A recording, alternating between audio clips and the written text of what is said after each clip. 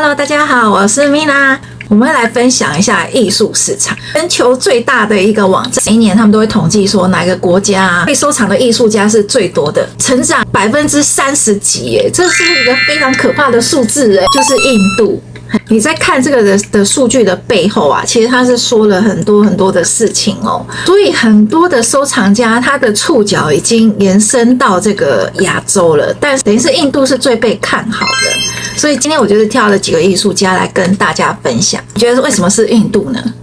它是在全球成长率是最高的，在去年，经济专家他们是估计，就是预估到2050年的时候，他们会跃升为全球的3大经济体。听起来真的是前景看好呢。那所以呢，我就是找了几个印度的艺术家，就是真的表现的真的是太棒了。我们台湾嘛，就是比较认识这个美国艺术家或是中国艺术家，更认识日本艺术家或是韩国艺术家，来认识几个印度艺术家，真的是非常优秀的艺术家。第一位是古塔姆戈斯，他是1979年出生哦，就是哇，就一眼就是感觉很喜欢，就喜欢有时候没有理由，他就是属于那种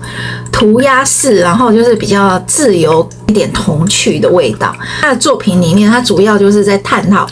他这个土地的一些奥妙。印度有很丰富的云母啊、花岗石、大理石跟石灰石，还有很多各种罕见的金属矿业。它会表现一些岩石啊、矿物啊、水晶啊这种表现，然后它主要就是在探讨这个人类跟土地的一些关系，土地跟土壤，它非常的有兴趣。我查了资料啊，我有发现说这个印度有一个罕见的一个矿石啊，全球第一的云母矿啊，我的天啊，原来他们的矿产这么的丰富有非常多罕见的金属矿产，这个国家真的有这么多矿是一个宝藏国。那我们就再回到他的画里面，你会看到他的画里，你会觉得说非常的朴实，非常的童趣天真，因为他是用这个涂鸦的一个方式来表现很多的标记符号，有一些丈量的一些记号，然后有一些圆形啊或者是正方形的一些符号，就是在这个画作里面你会发现蛮有趣的一个地方。第二位艺术家就是阿布西沙姆，出生在于1987年。那他作品呢，就探索这个人的内心的一些欲望、记忆跟死亡，等于是说人类的这个生老病死的这些过程。灵感啊，常常在电影啊、流行文化里。那我们也知道，印度也是电影大国很多的宝莱坞。我之前非常喜欢看宝莱坞的这个歌舞片，只要那个电影男主角一出场啊，就会有歌舞剧这样子，你会觉得哇，充满了很多的欢乐。这样比较深刻就是救救蔡英文。还有一部就是心中的小星星，也是超级感动的。贫民窟的百万富翁，我也觉得超级好看，印象深刻。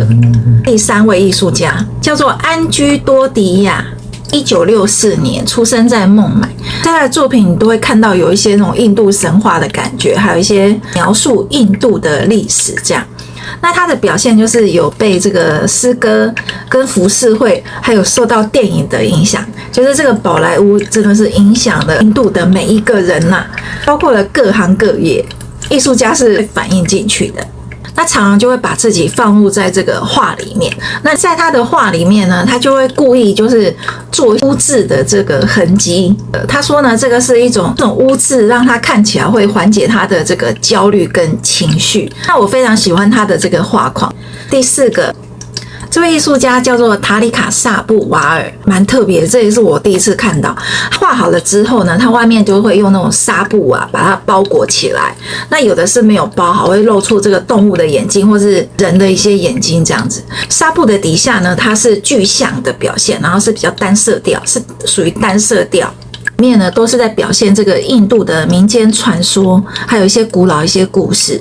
8岁的时候他就移民到了新西兰，就移民嘛，有一个机会他就再回到印度来去看看他的祖国，就是回到印度再来看一看，发现了很多他们的一些印度的一些文化，他就是非常的想要把这些文化给记录下来。发现说哇，我们的印度的一些文化真的是太华丽了，真的很想要去探讨一些印度的一些宗教、一些故事，所以他就用他的自己的想象把它给描绘出来。人有时候就是出国几年之后，你再回来自己的故乡真的会特别的有感，就是任何人都是这样的。再来要介绍这位艺术家，就是在印度非常知名的印度啊，它就是有一个波普的印度之父哦，哇，能够叫到印度之父、教父的，真的都很厉害耶。这位艺术家在印度有一点伟大哦。这个艺术家叫做布潘卡克哈，布潘卡克哈。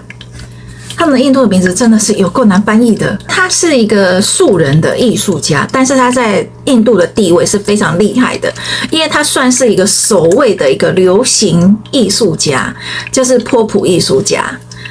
他是对这个文学啊、哲学、艺术非常有兴趣。那刚开始的时候，他是念这个文学啊跟哲学，然后念一念的时候呢，就是家里就是给他很大的压力，就是叫他转行啊，叫他转学这样子，就是不要再去念这个哲学跟艺术了。在家里的压迫之下呢，他就是念了工商管理。在他的画作里面呢，你都会看到很多的流行元素，有剪头发的理发师，或者是修理鞋子的鞋匠，常常就是描述一些普通人的一些生活日常。那他的作品也是受到一些宗教的一些影响。他在1981年的时候，真的在印度造成了非常大的轰动，因为印度呢，其实那时候都还没有什么同性恋嘛，他是第一个，他是用画图画出来表现，就是我就是同志这样子，他借由这一张画，然后表明公开自己的身份是一个同志这样子，很勇敢呢。印度有时候真的是挺乱的，有时候怎么被打死的都不知道这个文化之下，他敢这样子承认自己，真的非常的有勇气。现在来看一位女性艺术家哦，这位女性艺术家其实是在印度也是非常的，也算是一个国宝级的艺术家。在她最红的时候，在印度竟然有这个法令，就说她的画是不可以卖到国外的。当然现在不一样嘛，她是出生于1913年，等于是那个时代是后印象派。塞尚啊、高更啊、梵谷啊这些人，那他的作品呢，他是个人是非常喜欢塞尚。这位艺术家呢叫做阿姆利塔，他是一位混血儿，他是印度跟欧洲的混血儿。妈妈呢，她是一个匈牙利人，他是在印度出生长大，然后没有几年之后呢，他就到巴黎去留学了。看这个资料，我就心想，哇塞！能够到巴黎留学，而且是在1913年，那这应该是印度当时的一个贵族或是富商，因为他父亲是锡克教的贵族，家境也是非常的富裕，所以才有办法就是到这个巴黎去读书。这阿姆利塔是一个非常传奇的一个人物他创作只有短短10年，他活了28年，真的是比梵谷还要短呢。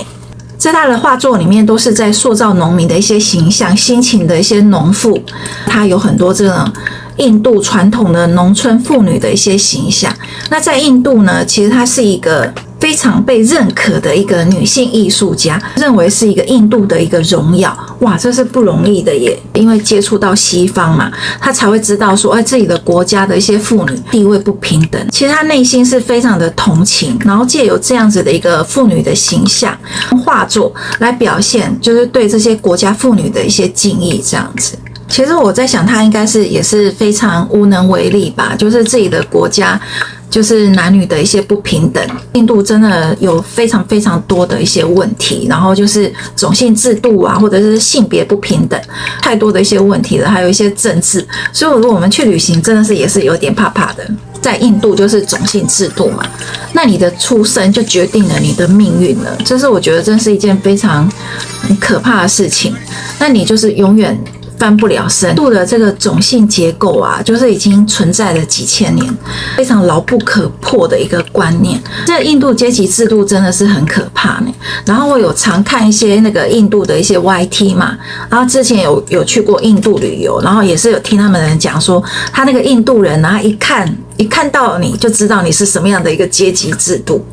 是会暴露你的阶级的，例如说你是皮肤比较白，或者是高鼻梁。那去印度的时候，我就是每一天都在看那个，我最喜欢的就是他们的那个电视广告，然后我就觉得他们那个广告真的很神奇耶。他们卖最好的就是那个美白面霜，就会告诉你，你买这个面霜啊，你一夜之间啊，你就会白回来。我那个时候就是20年前去印度嘛，我真的看不太懂为什么这么多变白的广告呢？原来后来发现说，这跟他们的种姓制度也是有一个很大的关系。他就是抹了面霜之后，然后就噔，然后过了12小时之后，你就从黑的然后变成白的这样子。那这个产品其实是在印度非常非常的盛行，那打开电视到处都是这种美白面霜、美白的广告。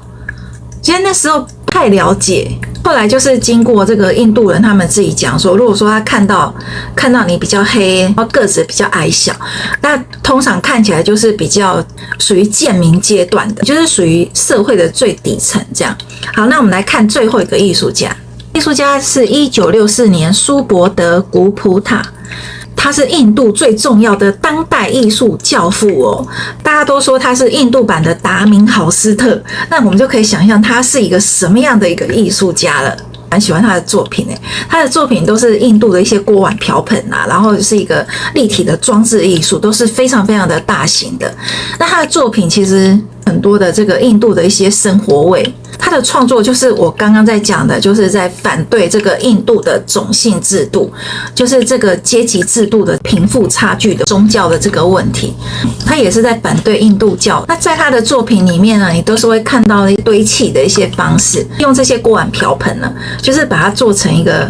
巨型的一个雕塑物品。个人非常反对印度教的，因为印度教是一个非常有阶级制的一个宗教。我们是知道说佛教是在印度起源嘛，那他为什么要反对？因为其实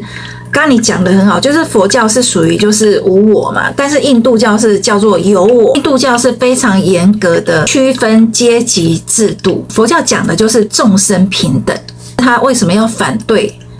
印度教的原因这样子，是他在这个印度的艺术地位是非常非常崇高的，就是有当代艺术教父之称，所以这个地位也是不能够撼动，真的是蛮敢于挑战印度的几千年来的制度。他现在还活得好好的，没有被那个。